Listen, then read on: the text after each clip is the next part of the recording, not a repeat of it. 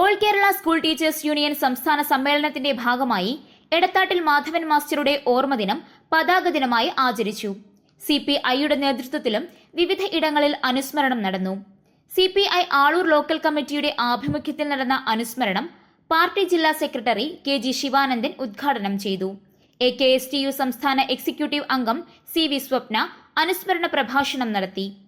Thazhekkad branch committee സംഘടിപ്പിച്ച അനുസ്മരണത്തിൽ എടത്താട്ടിൽ മാധവന്റെ മകൾ ബിബി പുഷ്പാർച്ചന നടത്തി. AKSTU ജില്ലാ പ്രസിഡന്റ് OR ചിത്ര പതാക ഉയർത്തി.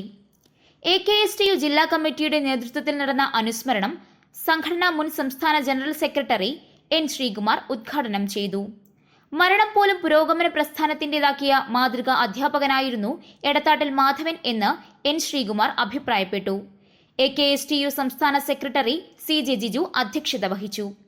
KS Bharathraj, Jayanarayanan, KC Thampi, PT Sunny, Indumathi, OR Chithra, MK Prasad, CI Jayamon, MK Arun, EM ബിബി എന്നിവർ പങ്കെടുത്തു. ഇന്ത്യൻ കമ്മ്യൂണിസ്റ്റ് പാർട്ടിയുടെയും അധ്യാപക പ്രസ്ഥാനത്തിന്റെയും കരുത്തനായ നേതാവായിരുന്നു എടത്താട്ടിൽ മാധവൻ. AKSTU സ്ഥാപക നേതാവായ അദ്ദേഹം സംഘടനയുടെ പ്രവർത്തനം കാര്യക്ഷമമാക്കാൻ അക്ഷീണം പരിശ്രമിച്ച വ്യക്തി കൂടിയാണ്.